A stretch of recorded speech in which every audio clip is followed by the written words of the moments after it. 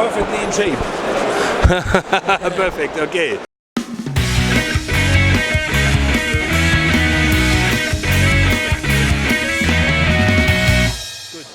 Hallo liebe Freunde des gepflegten Brettspiels und herzlich willkommen hier bei uns auf dem Kanal bei Shepard Incorporated. And we learned from GY how to play Ocean Crisis. Is it your game then? Yeah, this is my game. I'm one of the designers of this game, and our company published it.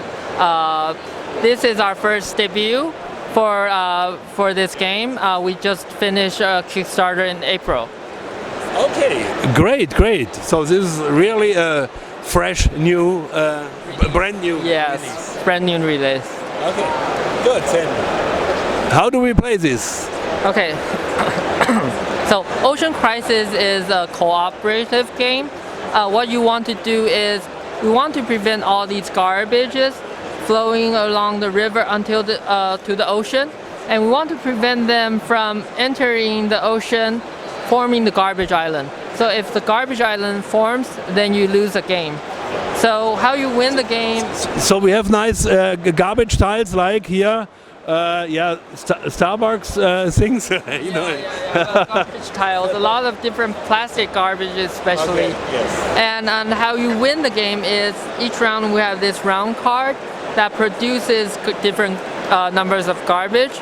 And if you survive through 6 rounds, then you can win the game if you don't lose. Okay, so we try this then. Okay, so this is your team. So it always starts with 10 meeples. If you have different players, we'll have substitutes for the number of players. And what you can do in a round is you can place your meeple on the garbage to clean up the garbage, or you can place it on the headquarters to develop skills or new techniques. So how you clean up garbage is by rolling a dice. For example, if I want to clean up a number 4, I have to roll, okay, a number 5 will do. If I exceed the number, then I get it clean. But if I get a number 2, all the meeple counts as 1 point. 2 plus 1 is 3. It's not 4, so I cannot clean this number 4, but I can flip it over to reduce the garbage. Oh, okay. Okay, so you don't. So work is actually done then. Yeah, some part of the work is actually done, but you can also work with another player, another meeple. This counts as a 2. So 2 plus 2 is a 4. It can also clean up this garbage tile. Okay. You can do the cleanup along the river and on the ocean, but for the outer part of the ocean, if there's garbage there, you cannot place any meeple there. You can only place meeple along the beach. So for the beach, if you clean up anything from the beach, it goes into the research center. So this is a research center. Once it gets full, you can choose one of the garbage to research. So what does research mean? It means that, for example, I choose the plastic bags. I put it here, and all the plastic bags on the map will be reduced. So it's kind of like a policy, a garbage reduction policy. Okay. Yeah, and then I can do another research later on. So that will make the game much easier in the future if we finish a research. For this part, for each meeple, you will get a tile that will connect to. You want to connect to some abilities in the game. So this one, it will give you a skill card. So for example, this card, the recycle card, is a dice roll from 0. If you roll a 0, then it will turn into a 5.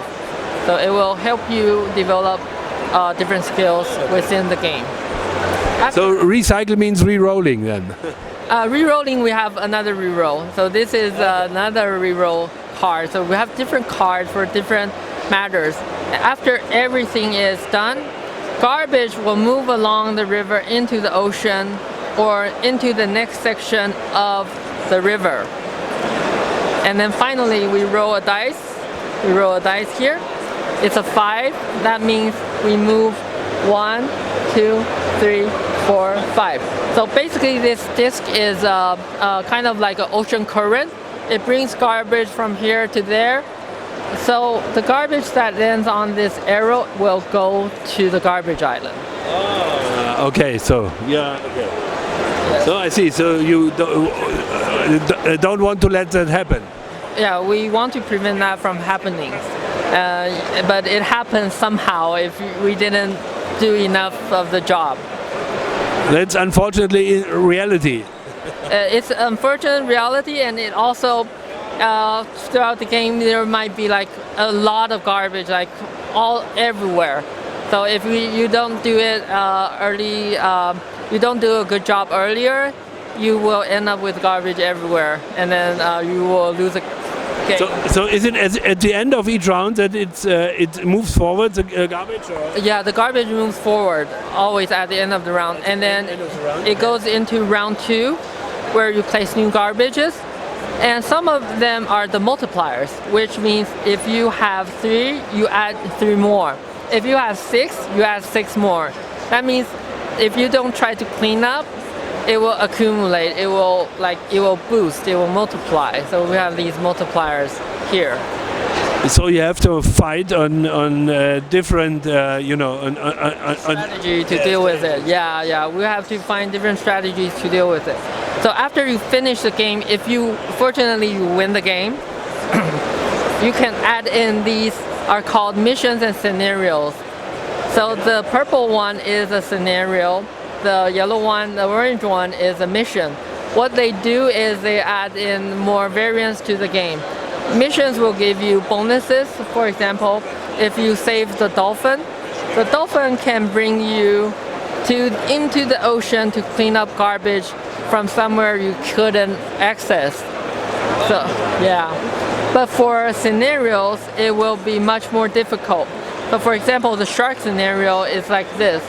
After you spin the ocean current disc, you roll a dice, and it's a 3, and the shark meeple here will go here and nothing happens. But if we end up with number 5, it goes here, number 5, it will eat up the garbage. It will eat up the garbage. Okay, so you thought it's clean, but no. The shark has 12 health points. It will decrease by 6 because it ate up at number 6. Wow. Yeah, if the shark dies, you lose the game. And you cannot heal the shark because it's only in the ocean. You cannot cure it, you cannot heal it. You can only keep the ocean clean and try to save it, prevent it from dying. So we need to keep everybody healthy. Yeah. We have to do the best we can. So the scenarios and missions will kind of change how you play the game. So for example, the shark, you will focus more on the ocean part, and the other you focus on the river. So you will have a different way to play the game. Yeah. Okay. Do you have more than this scenario then, or if you play then that scenario? Yeah, we have 6 actually. We have like sea turtle, and you have to keep the beach clean so that the sea turtle can lay eggs. Okay. We have the herons. They will be stuck at like some lakes. You have to save them from the fish nets. The hermit crabs, you have to clean a lot of garbage to find them. And the crabs, they will live along the river. You want to keep the river clean. And we have 6 of these. You can choose mix and match at the very beginning of the game. So decide what kind of mission and scenarios you want to play within this game. That looks great for me, and it seems to be a great educational game. You know, are you going also to the educational panel? Yeah, I am attending the educational panel this Saturday at 4 p.m. There's no, not the educational panel, but the Spieler panel, the big panel, which talks about environment. Okay. So how board games can change like environmental issues. Okay. Yeah, like this topic is environmental. This is great, absolutely great. Okay. Right? Wow. And here's your name on the. Yeah. I'm one of the designers of this game. So designing this game is pretty difficult. It took us 3 years. We have to talk with a lot of environmental groups, how actually biologically and environmentally how this works, what they care about, like plastic garbage reduction and all of that, and we try to fit that into the game. That's great, absolutely great. Oh, so thank you very much for that presentation, and have a nice fair then. Have a nice fair as well. And I hope your audience will like it. Yeah. I hope so too. I hope so they will do. And we probably will play a Let's Play in German then, and that will show how the play works, for the German people here, for our audience. Okay. Great. So thank you very much. Thank you. Bye bye. See you guys. Okay.